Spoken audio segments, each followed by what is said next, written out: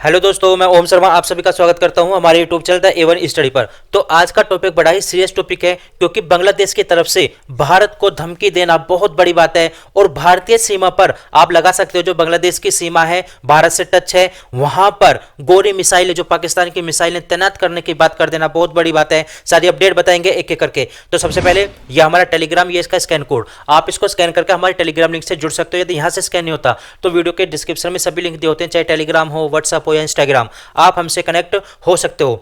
तो जैसे कि पता है, बांग्लादेश अपने कट्टर दुश्मन पाकिस्तान की ओर बढ़ रहा है। शेख हसीना सरकार के पतन के बाद भारत विरोधी भावनाएं भी वहां पर बढ़ रही हैं। बांग्लादेश में नई ताकतें उभर रही हैं जो पाकिस्तान से दोस्ती करना चाहती हैं और भारत से दुश्मनी। ये वही पाकिस्तान है जिसने बांग्लादेश को काफी ज्यादा शोषण किया था बांग्लादेश का। इसके अलावा ढाका यूनिवर्सिटी के जो प्रोफेसर हैं, उन्होंने भारत विरोधी काफी बड़ा स्टेटमेंट दिया है कि भारत को रोकने के लिए पाकिस्तान के साथ उनको परमाणु संधि करनी है। अर्थात आप लगा सकते हो कितनी बड़ी बात है। आप यहां पर देखिए, we will have to develop a nuclear treaty with Pakistan, यानी ये जो ढाका यूनिवर्सिटी के प्रोफेसर हैं, इन्होंने ये बात बोली है कि हमें पाकिस्तान के साथ डेवलप करनी चाहिए एक न्यूक्लियर ट्रीटी, जिसके माध्यम से जो गोरी मिसाइल होती हैं उसको बॉर्डर पर डिप्लॉय कर दिया जाए। ये जो ढाका यूनिवर्सिटी के प्रोफेसर हैं, इन्होंने बोल दिया है साफ साफ कि बांग्लादेश का इस समय जो न्यूक्लियराइजेशन है वो किया जाना चाहिए भारत को रोकने के लिए। अब भारत को रोकने के लिए ही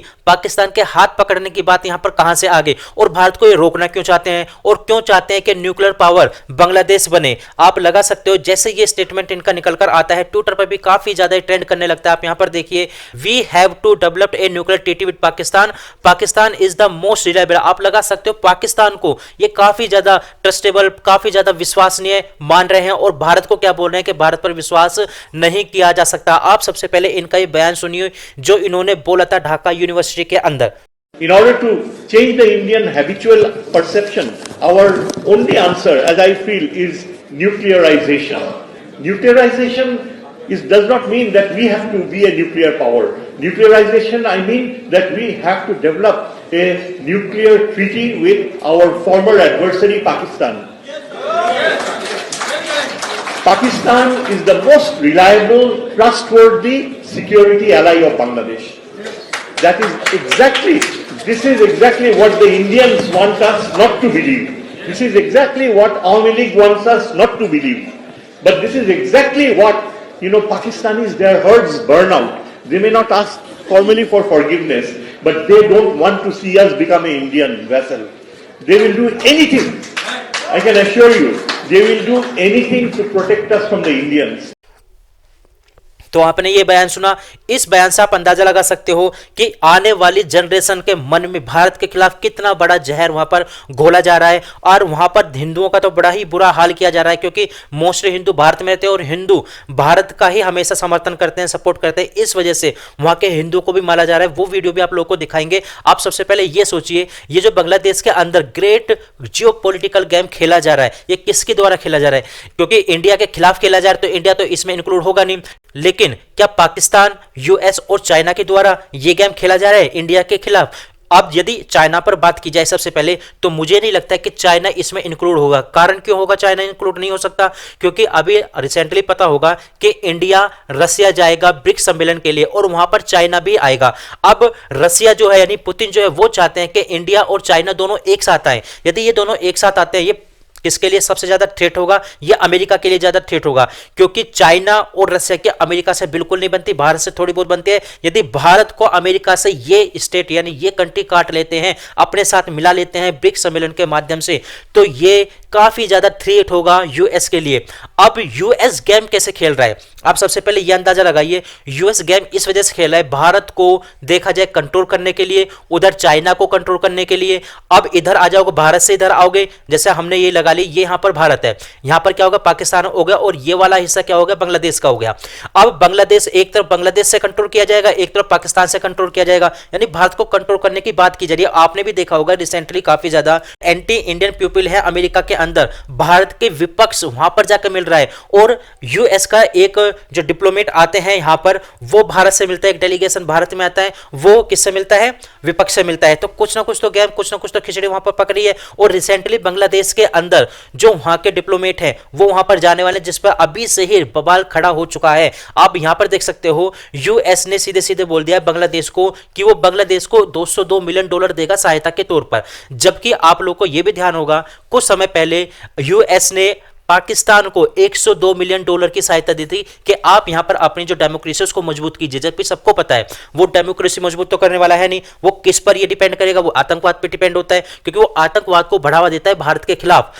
अब वो आतंकवाद को भारत के खिलाफ बढ़ावा देगा, यूएस भी अच्छी तरह से जानता है, लेकिन नाम किसका लिया? कि डेमोक्रेसी को मजबूत करने के लिए। यानी वो इंडिया पर पाकिस्तान के थ्रू दबाव बनाना चाह रहा है, इधर बांग्लादेश के थ्रू दबाव बनाएगा। आप लगा सकते हो, क्योंकि चाइना तो इसमें इंक्लूड नहीं होगा किसी कीमत पर, क्योंकि यदि बांग्लादेश के अंदर यूएस काफी ज्यादा बांग्लादेश को कंट्रोल करेगा तो चाइना को भी प्रॉब्लम होगी कि बांग्लादेश में यूएस आ रहा है। क्योंकि ये जो अंतरिम पीएम बने हैं वहां पर बांग्लादेश के अंदर, ये किसके सपोर्टर है? मोस्टली ये यूएस के सपोर्टर हैं। अभी देखा होगा, अभी तो इसने बांग्लादेश को $202 मिलियन दिए, जबकि इससे पहले रसिया ने बांग्लादेश से बोल दिया था कि आपका जो रूपपुर पावर प्लांट है हम इसको अब नहीं बना पाएंगे, हमारे जो $3 मिलियन है इंटरेस्ट के तौर पर उसको सबसे पहले हमें दे दीजिए। यदि आप दे देते हो तो ये इस पर काम लागू किया जाएगा, आगे किया जाएगा, वरना नहीं। और यदि 15 सितंबर तक आपने नहीं दिया तो आप पर पेनल्टी होगी। क्या $630 मिलियन के इंटरेस्ट देने के लिए $202 मिलियन का लोन दिया है यूएसए? तो मुझे नहीं लगता ये इस चीज के लिए लोन दिया होगा। अब यदि देखा जाए दूसरी तरफ, ये बोला जा रहा है बांग्लादेश से इंडिया को काफी ज्यादा थ्रेट दी जा रही है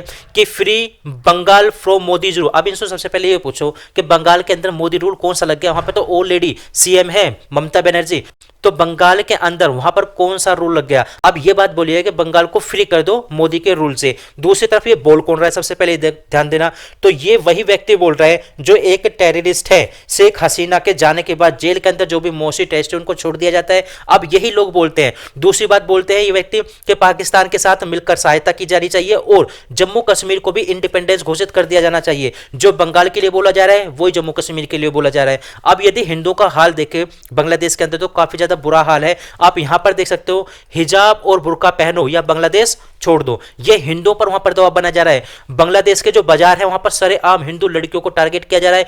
हिंदू लड़कियों को नॉर्मल कपड़े पहनने पर निशाना बनाया जा रहा है। यदि आप नॉर्मल कपड़े पहनोगे तो वहां पर निशाना बनाया जाएगा। खुलेआम हिंदू बहन बेटियों को धमकी दी जा रही है। आप सबसे पहले इस वाली वीडियो को देखिए।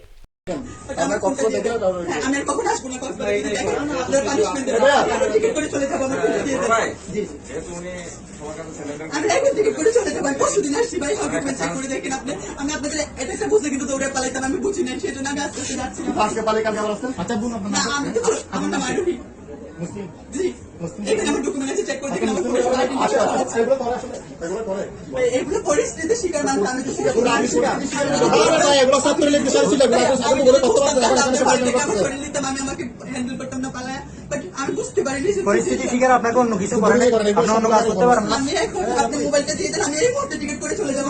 যদি কখন আপনারা দেখে না লাগে এই বোন আপনি এদিকে আসেন, আপনারা আমাকে পানিশমেন্ট দেন। বাট আমার ফোনে আমার সব ডকুমেন্ট, আপনারা আমার ফোনটা প্লিজ দিয়ে দেন। ডকুমেন্টস তো রেডি করতে হবে।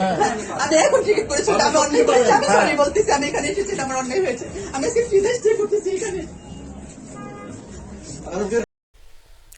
तो आपने ये वीडियो देखी तो आप लोग समझ सकते हो कि कितना बुरा हाल है इस समय बांग्लादेश के अंदर हिंदू लड़कियों का।